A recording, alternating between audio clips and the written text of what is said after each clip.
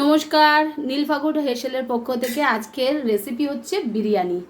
আমার কর্তামশাই করবেন এবং সঙ্গে তার সহযোগিতা করবে তার কন্যা। এবার দেখতে থাকুন কি কি দিয়ে বিরিয়ানিটা করছে, কতটা কি লাগছে আমি বলে দেবো। এখানে 500 মাটন আছে, তাকে গোলমরিচ, হলুদ আর অল্প একটু লবণ দিয়ে মাখিয়ে রেখে দিয়েছে। এরপর কি কি হচ্ছে দেখতে থাকুন। বিরিয়ানিতে কি কি মশলা লাগছে সমস্ত কিছু দেওয়া আছে, আমি তাও বলে দেবো। এখানে চাল ভিজিয়ে রেখেছে, ডিম আলু সিদ্ধ করে রাখা আছে, আর কুচানো পেঁয়াজ, এটা বেরেস্তা হবে। আপনারা দেখতে থাকুন, রান্না হচ্ছে। গ্যাস জ্বালিয়ে দিয়েছে, কড়া বসানো হয়ে গেছে, এবার বেরেস্তা হবে। পেঁয়াজ কুচি দিয়ে রান্না করছেন। কড়া বসিয়ে দিয়েছে, তেল দিয়ে দিচ্ছে, সাদা তেল। তেল গরম হয়ে গেছে, এবার বেরেস্তার জন্য পেঁয়াজ দিয়ে দিল।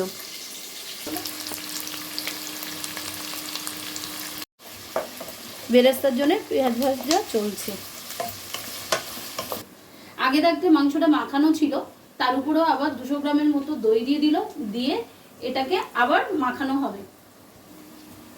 দই দিয়ে মাখানো চলছে।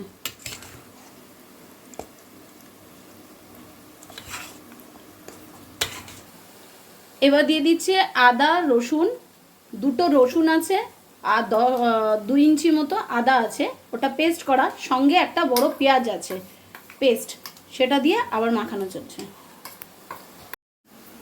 মাংস ম্যারিনেট হচ্ছে আর এইদিকে বেরেস্তা চলছে।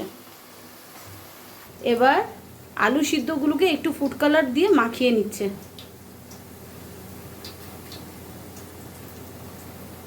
ফুড কালার দিয়ে এবার আলুগুলো মাখানো হচ্ছে।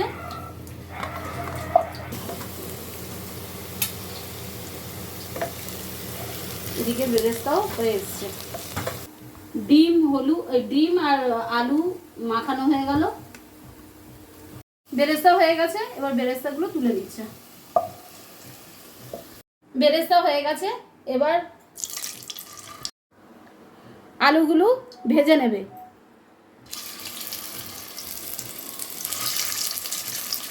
জাস্ট একটু হালকা করে নেড়ে চেড়ে নেওয়া, আলুটা একটু নেড়ে চেড়ে নেবে। আলু ভাজা হয়ে গেছে, এবার আলুগুলো তুলে নিচ্ছে।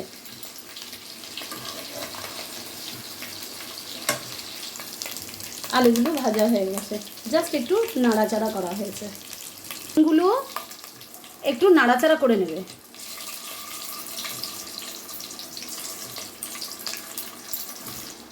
ডিমগুলো নেড়ে চেড়ে নিয়েছে, এবার ডিমগুলো তুলে দিচ্ছে। এবার ডিমগুলো তুলে নিচ্ছে। ডিম আলু ভাজা হয়ে গেল, এবার ওই কড়াতেই তেল আছে, তাতে একটু তেজপাতা দিয়ে দিল। তেজপাতা দিয়ে নাড়াচাড়া হয়ে গেছে, এইবার দিয়ে দেবে মাটন মাখানোগুলো।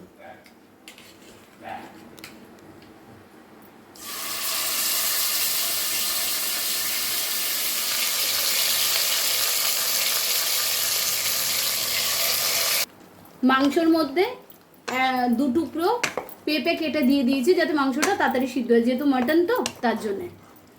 এবার নাড়াচাড়া হচ্ছে। এবার দিয়ে দিচ্ছে কাশ্মীরি লঙ্কার গুঁড়ো 1 চা চামচ।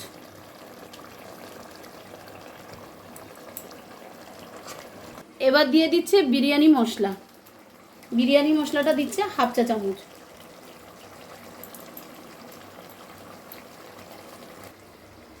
এবার দিয়ে দিচ্ছে কেওড়া জল।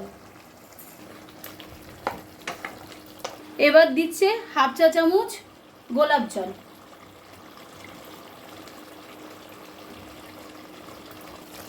সমস্ত কিছু দিয়ে এবার মাংস কষানো হচ্ছে। 7-8 মিনিট ধরে কষানো হচ্ছে। এইবার এটাকে প্রেসারে দিয়ে সিটি দিয়ে নেব। কষানো হয়ে গেছে, এবার প্রেসার কুকারে দিয়ে দিচ্ছে সিটি দেওয়ার জন্য। আমি এখানে, যেহেতু এখানে সিদ্ধ হয়ে এসছে অল্প, তাই এখানে আমি 3টে সিটি দেবো। প্রেসারের মধ্যে দিয়ে দেওয়া হলো। কষানোর পর এই অবস্থা আছে, আর একটু ওতে জল দেওয়া হবে। এই যে কড়া ধুয়ে জলটা দেবো ওর মধ্যে। এইদিকে মাংসটা হচ্ছে প্রেসারে, আর এদিকে ভাতটার জন্য জল বসিয়ে দিয়েছে। জলের মধ্যে এবার দেওয়া হচ্ছে গোটা গরম মশলা, সঙ্গে দারচিনি, লবঙ্গ, যা যা আছে দেখতে পাচ্ছেন, মরিচ, সমস্ত কিছু দিয়ে দেওয়া হচ্ছে জলে। এবার দিয়ে দিচ্ছে 1 চামচ নুন। এবার দিচ্ছে 2-4 ফোঁটা তেল, সাদা তেল। 3টে সিটি আমার হয়ে গেছে। এইবার মাংসটাকে ওই পাশে ঠান্ডা হতে রেখে দেবো, আর ওই দিকের ভাতটা এদিকে বসিয়ে দেবো।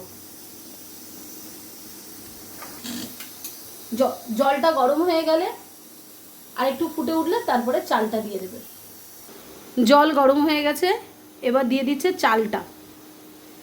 আমি আধা ঘন্টা ভিজিয়ে রেখেছিলাম, সেই চালটা ধুয়ে দিয়ে দিচ্ছে জলের মধ্যে।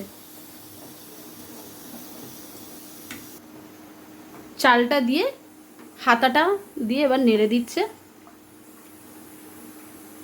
এটা 10 মিনিট মতো ভাতটা হবে, মানে 80% মতো ভাতটা হবে, তারপরে নামিয়ে দেবে। বিরিয়ানিটা হওয়ার জন্য যে হাঁড়িটা লাগবে, সেই হাঁড়িটার মধ্যে একটা অ্যালুমিনিয়ামের ফয়েল শিট দিয়ে দিচ্ছে তলায়।